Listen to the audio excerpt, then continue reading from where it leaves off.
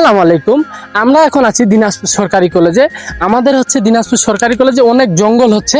আমাদের সরকারি কলেজে প্রিন্সিপাল বলছিল যে এই জঙ্গলগুলো আমাদের সরাই দিবে। সরাই দিলে আমাদের সুবিধা হবে। আমাদের বাচ্চা কাচ্চা যেগুলো আছে তারা আমাদের এখানে খেলতে আসে। আপনারা দেখতে পাচ্ছেন এখানে কত সুন্দর সুন্দর গাছ। এই গাছগুলো আমাদের যদি কাটে দিয়ে আমাদের দিনাজপুর সরকারি কলেজ যদি এগুলো কাটে দেয় তাহলে খুবই খারাপ হবে।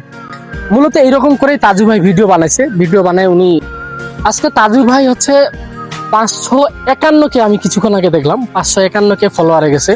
উনার ভিডিও কোনো গুছালো না, উনার ক্যামেরা কোয়ালিটিও খুব একটা ভালো না, কিন্তু উনার যে কিছু 5-8টা সাংবাদিক তাদেরকে উনি দেখিয়ে দিয়েছে যে মনে যদি ইচ্ছা থাকে তো এই খারাপ ক্যামেরা দিয়ে, খারাপ ফেস দিয়ে, খারাপ উপস্থাপনা দিয়েও অনেক ভালো কিছু করা যায়।